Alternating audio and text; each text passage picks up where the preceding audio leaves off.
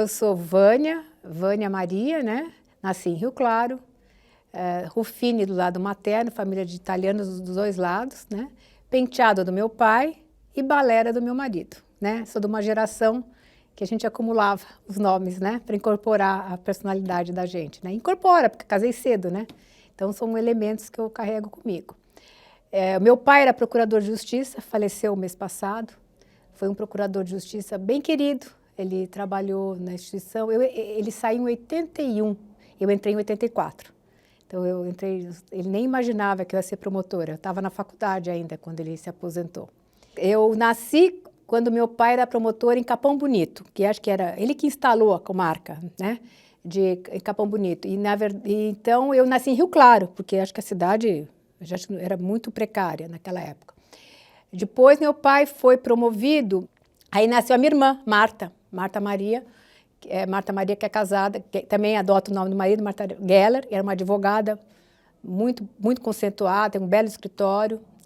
E depois meu pai foi promovido, era a terceira, entrou essa Garça, que eu também acho que Garça é uma dessas cidades também que não evoluiu, é uma cidade que acho que evoluiu. Nasceu um irmão, que chamava Nestor, ele faleceu aos 4 anos de idade. E por conta desse irmão que meu pai veio para São Paulo, porque esse meu irmão tinha um problema de saúde. A minha mãe teve rubéola e ele nasceu com muitas deficiências, né? Ele era um menino bem problemático. Ele não enxergava, tinha um problema de acefalia, era uma coisa bem complicada. E aí em São Paulo nasceu o meu irmão caçula, o Marcelo, que é dentista. Marcelo é dentista, é casado com uma professora e viemos em São Paulo. Depois de São Paulo mudamos para o Butantã, onde meu pai comprou uma casa e vivi lá até casar. Meus irmãos também, é uma casa muito gostosa, uma casa térrea, que era muito frequentada por vários procuradores. Meu pai tinha um grupo, que era um grupo com... eram uns amigos, né? Que depois ele foi trabalhar em mandado de segurança, era o Dimuno Correia, tinha aquele Carlos Siqueira Neto, o Ronaldo Porto Macedo, quem mais que tinha? O doutor Oscar Xavier de Freitas, que morava na rua de trás. Então, eu acho que eu cresci, hoje, repassando o que aconteceu, né? Eu imagino que todo o meu entorno, né? E era muito interessante, porque era na época da ditadura, né? E eles ficavam até horas de madrugada conversando, né? E depois saíam à noite, assim. E eu lembro também que meu pai, ele dava aula em Tapetininga. E ele sempre falava pra gente, olha, eu tô indo dar aula, mas tá vendo aquele carro que tá ali fora, né? Se eu não voltar, olha, alguma coisa aconteceu comigo. Você liga pro Dimuno, liga pro Ronaldo, liga, né, pra turminha dele, né? Ele fala, liga para eles que alguma coisa aconteceu comigo, porque eles vão saber onde eu estou, onde estarei. Então é uma coisa também que isso também marcou muito, você sabe? Que é uma coisa assim que hoje, eu passando por tudo que aconteceu, deixou muitas marcas, muitas cicatrizes na gente, né? E até tinha um primo que na época da ditadura, ele se filiou à Aliança Libertadora Nacional e ele foi morto. E na Comissão da Verdade até a historinha dele apareceu. E quem ajudou a liberar o corpo então, foi esse grupo de amigos, né, do meu pai, que ninguém não liberava corpo, né? As pessoas eram jogadas em perus, né? Então, eu acho que foram essas informações, né? E estudei na PUC, né? Acho que tudo isso foi uma conjuntura que me fez chegar no MP, né? A minha filha Fernanda é defensora pública, ela é coordenadora do Núcleo de Direitos Humanos da Defensoria Pública, tem um trabalho belíssimo, ela tem muita parceria aqui com vários colegas aqui do MP, e o Felipe, que faz uma carreira mais parecida com a do meu marido é professor, advogado e professor de muitos daqui do MP. E o Felipe é mais a vocação do pai, ele trabalha, também advoga, né? E também é professor, é doutor, tem uma vida acadêmica, né? Tenho 3 netos, que eu curto muito, e é uma coisa também que é uma coisa muito especial, porque ser avó, porque eu tive 2 filhos, né? Já promotora, né? Porque eu casei, eu entrei no MP já casada, que também não era comum, né? E a licença eram 4 meses. Então, você curtiu o bebezinho, né? E depois tinha que trabalhar e eu sempre me envolvi muito, né, nas coisas que eu fazia. Então, os netos vieram numa época muito boa, porque eu já estava aposentada, né? E eu estou curtindo muito, porque ajudei a minha filha, que já é defensora, quando ela voltou de licença, ajudei, assim, de brincar, de participar, de levar a criança para a escola, acompanhando a natação, coisas que eu acredito até que eu tenha feito, né? Eu acho que eu fui uma mãe presente, né? Pelo que eu vejo hoje nos meus filhos, mas eu curti, assim, um bebezão, né? Coisa que eu não lembro uma coisa que passava muito, né? Então, eu curti muito, estou curtindo muito os meus netos. É uma fase muito boa da vida, que é de estar viva, né? E com saúde e para poder aproveitar os netos, né? Uma vida é uma coisa bem bacana.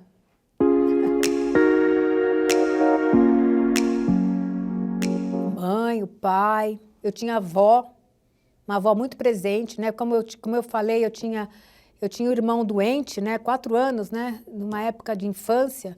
E as minhas avós eram muito presentes, porque na época ninguém tinha babá, né? Não tinha esses lances hoje de terceirizar, né? Os pais assumiam muito, né? E as minhas avós eram muito presentes. A avó paterna, muito, muito presente. A minha avó paterna era uma mulher bacana, uma mulher que foi viúva muito cedo, educou 4 filhos, né? E eu tinha ela assim como parâmetro assim, de mulher forte, de mulher guerreira, né? E era uma mulher que, em qualquer lugar que ela fosse, ela se fazia presente. Não era, ela tinha opinião, lia jornal, ela sempre opinava, sabia o que estava acontecendo no mundo, né? Era uma pessoa assim... Eu sempre gostei. Eu acho que eu gosto das pessoas honestas, eu acho que gosto das pessoas que fazem diferença, né? Que mudam, né? Que inventam um trabalho. São pessoas assim que falam, eu acho isso bonito, né? É isso que eu quero, né? São umas imagens que eu tinha, assim. A senhora já nos disse. A PUC eu entrei na PUC em 78, né? Foi um ano depois da invasão, né? E era a época que fervescia, né? Os centros acadêmicos estavam fervilhando, a UNE, tinha muito movimento, né? A política era muito efervescente, né? E eu achei aquilo maravilhoso, né? Estudei em colégio de freira, estudei no colégio Bandeirantes, cheguei na PUC e fiquei maravilhada com aquela liberdade, com as aulas, né? Tive aula, assim, professores, assim, fantásticos. Tive aula com o Franco Montoro. Ele não dava aula toda semana, né? Eram os assistentes, era o Pedro Cunha até que dava aula. Tive aula com o Roque Carrasa, que é promotor também, que é um excelente professor. Tive aula com Hermínio Marques Porto, que é promotor, foi promotor também. Então, tinha muito promotor dando aula, né? O Cláudio Alvarenga, que dava aula de comercial, né? Eu tenho até medo de ficar nomeando. Celso Antônio Bandeira de Melo, que deu aula para mim. O pai também, tive aula. Minha turma é o nome do pai dele, né? Que ele morreu na época que eu era aluna da faculdade, então a minha turma tem o nome dele, Bandeira de Melo. Foi muito ligado ao MP, né? Onde foi? Em casa, faculdade, né? Não tinha como não ser.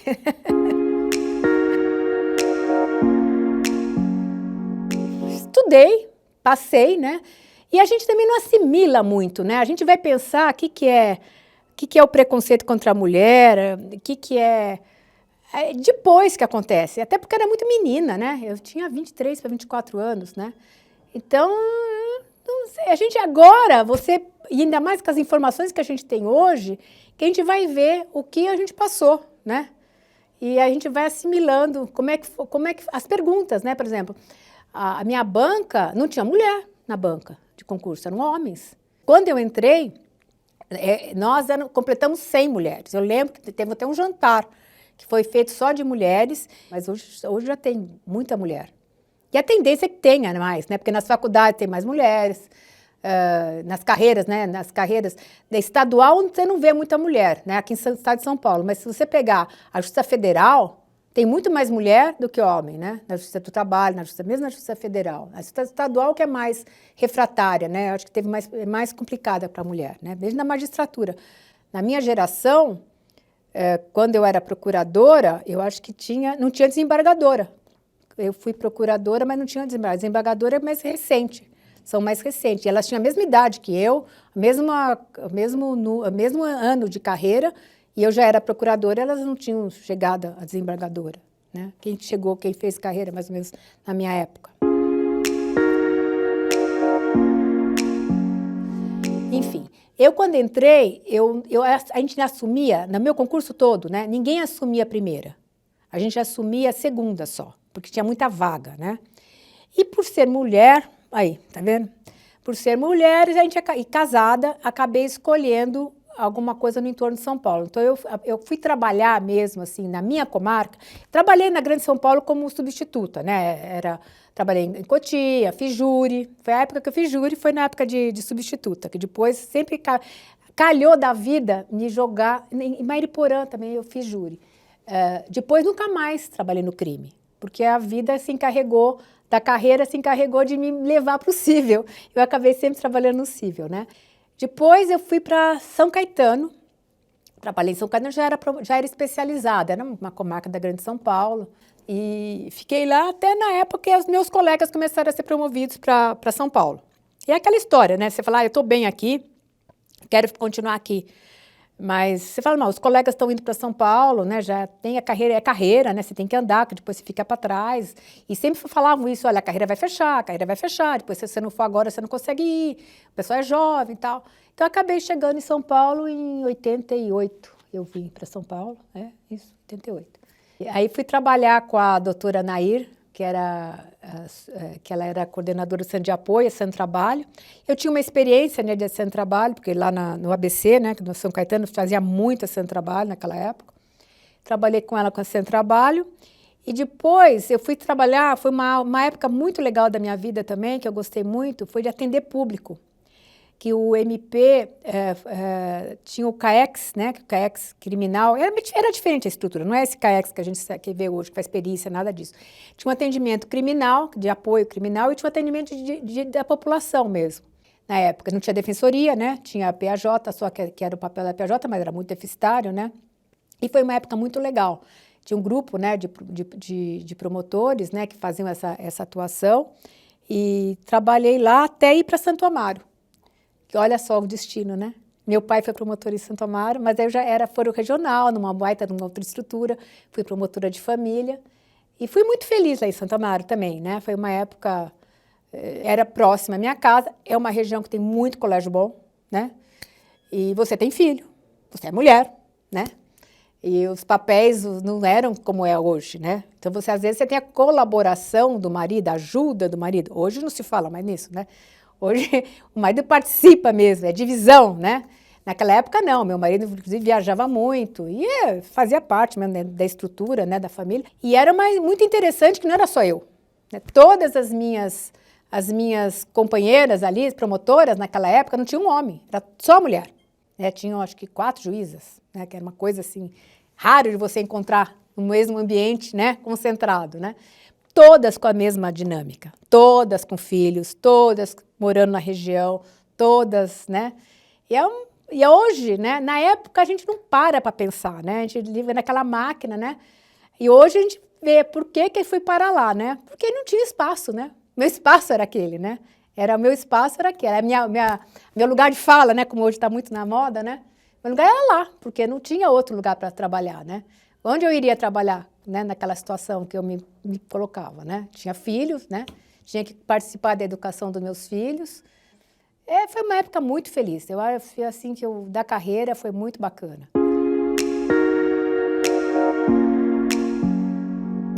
O que me marcou muito, né, como muito jovem em Mariporã, era um menino que junto com a mãe matou o padrasto dele, acho que era isso, o pai. Eu não me lembro, mas sei que matou. Era um cara abusivo, um cara horroroso, bebia, tentou matar a mãe e ele foi defender a mãe e acabou matando. E o que me chocou, e nunca esqueço esse caso, é um caso que assim, até hoje, né, que a mãe foi solta, a mãe não ficou presa e o menino foi interno, né? Então, porque achavam que tinha que ser internado, né? E aquilo até hoje, uma coisa assim quando eu cheguei lá, tinha esse caso, Eu lembro até que fui conversar até com o Dr. Munir, que era um dos que fez o... Era um caso que me deixou muito, assim, eu não sabia como resolver, né? Que eu achava uma injustiça. Como esse menino, tinha 14 anos, 15 anos, era uma criança, né? E um peso desse, né? Uma carga desse. E ele fez aquilo... Porque qualquer um acho que faria, né? Acho que vendo a mãe sendo abusada, a mãe numa situação daquela, né? E o menino encarcerado, né? E uma situação que a gente não conseguia fazer com que saísse aquele menino. E a mãe respondendo o processo de liberdade, né? Então, aquilo também foi uma coisa assim que me marcou, sabe? Foi um caso de Mariporã que me deixou assim, que eu lembro até hoje. Se o promotor não for inconformado, ele não será um bom promotor. Ele pode escolher outra carreira, né?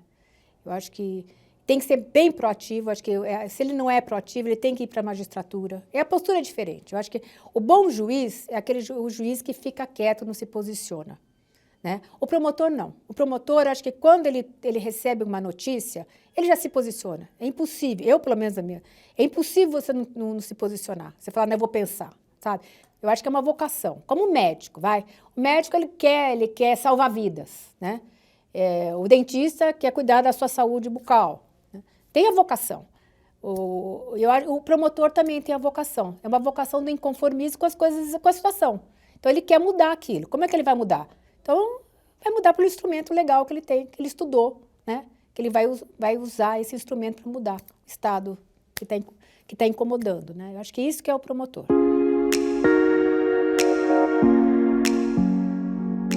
O grande problema dessas carreiras é você ficar encastelado. Então, você frequenta o clube dos promotores, os magistrados frequentam o clube dos magistrados. Você sai para almoçar, para jantar, com aquele grupinho. Então, você fica encastelado. O teu mundo é aquele mundo, é aquela meia dúzia de pessoas. Quando não é isso. Você vai lidar com uma sociedade. A sociedade está doente, você não está vendo. Tem fome ali, tem miséria ali, né? Até eu agora mesmo estava conversando com uma colega, né? Estava comentando comigo que a pessoa não fazia diferença entre um loteamento com relação a uma favela. Como se fosse a mesma coisa. Gente, ela nunca pôs o pé numa favela. Para ela fazer uma comparação dessa, ela nunca pôs o pé na favela. E tem que pôr, sabe? Eu acho que o promotor tem que ir. Se ele está trabalhando, vamos dar um exemplo aqui, se ele está trabalhando com idoso, tá? Ele tem que ir no asilo, ele tem que conhecer a realidade do asilo. Se ele está trabalhando com preso, ele tem que conhecer a realidade do preso, né? Então, eu acho importante para essa meninada que eles tenham essa visão mais aberta de mundo, né? Que saiam, né?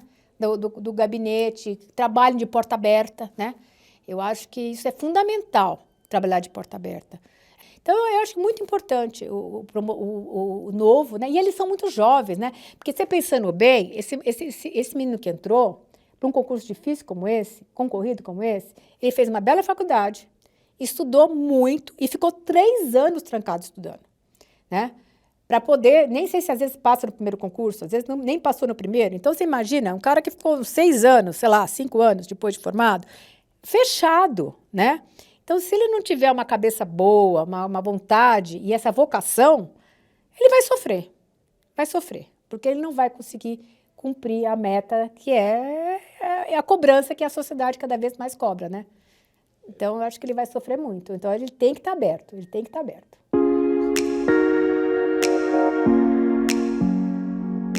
Eu cumpri a minha missão, eu gostei, e também depois eu fiquei matutando, eu acho que eu vou sair, né? Eu acho que eu quero fazer outras coisas, eu acho que a vida é uma só, né? Então, eu acho que na vida a gente tem que aproveitar as oportunidades. E como eu tive, assim, todas as oportunidades aqui na instituição, fui do órgão especial, fui conselheira, trabalhei na corredoria, fui chefe de gabinete. Então, eu acho que eu tive trabalhei em foro regional. Então, eu tive uma visão, assim, da instituição. Fui eleita pela classe, né? Foi bacana, fiz campanha, né? Vai para o interior, faz campanha. E a nossa instituição é muito rica nisso, né? Porque você tem eleição, se você bobear, tem eleição a cada 6 meses aqui, né? Você contando entre associação, corregedoria, tudo, né? Você imaginar, a cada 6 meses tem uma eleição na instituição, né? Então, ela motiva você, né? Ela vai te motivando, você vai fazendo coisas, né? Eu acho que foi muito feliz, eu gostei muito, faria tudo de novo. Talvez até coisas assim que eu não fiz de medo, né? de preconceito, sei lá, na época também, de achar que não podia, né? Hoje talvez fizesse, né?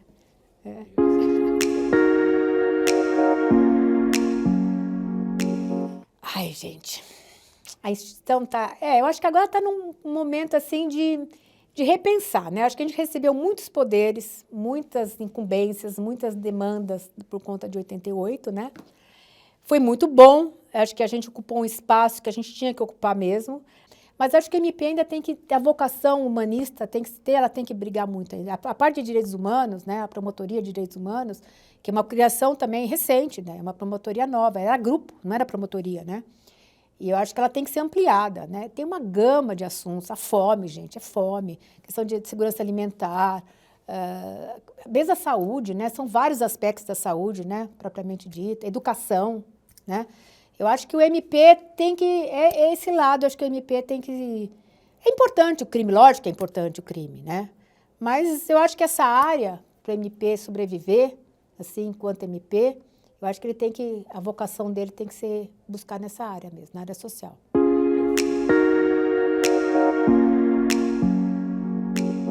É fundamental, né? Tá no papel, tá na Constituição, né? É fundamental a defesa da democracia, né? Eu acho que quando se o MP perder isso, acabou, pode fechar a porta, né? É isso que o MP tem que fazer. E a democracia é isso, né? Você trabalhar para que quem não tem tenha comida, né? É você fazer com que as pessoas exerçam o seu direito de cidadão, né? Esse é o papel do MP, né? Por isso que eu falo que essa área da área social, área de direitos humanos, é fundamental, eu acho, para a sobrevivência do MP.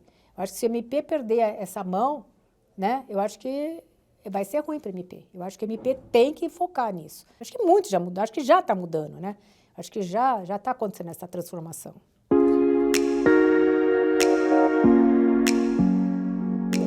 Eu sonho que as pessoas comam, viu? Eu vejo essa gente na rua. Isso é triste, sabe? Isso me incomoda. Eu até me emociono, sabe? Eu vejo agora, hoje mesmo, eu fazia o quê? Acho que uns 5 anos que eu não ponho o pé aqui no centro, né? Antes da pandemia. O centro era outro centro. Eu não tinha vindo para o centro depois da pandemia, né? E é um centro muito triste, né? E mesmo nos bairros, né? Mesmo bairros, você vê tudo morando em barraca, sabe? Falta de dignidades, né? A pessoa não é um ser humano, você fala, gente, você não pode achar que aquilo é normal, sabe? Você não pode passar por aquilo falando, não, é normal, ele quis isso, não quis isso, sabe? Você vê famílias inteiras, assim. Eu espero, eu não sei, eu acho que eu não vou ver isso, mas eu espero que os meus netos, meus bisnetos vejam um mundo melhor do que esse, né? Eu acho que eu perdi embora inconformada, eu já me conformo que eu acho que eu não vou ver, né? Mas mesmo assim vou ficar sempre inconformada, vou morrer inconformada, né? Mas eu espero que os meus netos, bisnetos tenham um mundo melhor que o meu, né? Que eu não vejo pelo menos o que eu estou vendo hoje, né?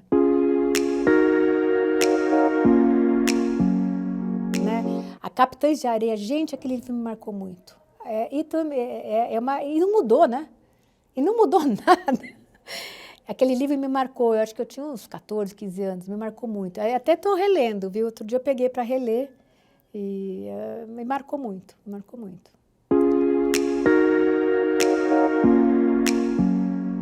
Né? Eu gosto muito do Chico Buarque, gosto muito mesmo. E essa Sinhá, não sei se é por conta do movimento negro, né? E a gente também chamou muita atenção, né? Porque a gente foi criada falando que não tinha preconceito, né, de negro no país. Imagina, não tem preconceito. Como não, né? Lógico que tem. Quantos negros tem nessa instituição, né? Eu não estudei com nenhum negro no meu colégio. Na faculdade tinha uns 2, na minha classe não tinha ninguém, na parte estudava de manhã. Tinha negro, tinha à noite, né? De manhã não tinha. E tem até um colega promotor que é da minha turma, mas era do noturno, né? É promotor. Mas você conta nos dedos, acho que não sei se dá 2 mãos, né? E essa música me tocou, né? Da caravana, né? Acho que da última... Foi antes da pandemia, mas eu acho que é o último, né? Do Chico, antes desse que ele está lançando. Sinhá, que acho que diz muito, né? E é uma música que me toca. Toda vez que eu ouço, me mexe muito e até faz eu refletir, né? Porque essa história que o Brasil não é preconceituoso, que não existe preconceito no Brasil, quando você fala, como não tem preconceito, né? Lógico, aí você começa a puxar... Né? Tem preconceito contra negro, tem preconceito contra mulher, tem contra deficiente, tem tudo.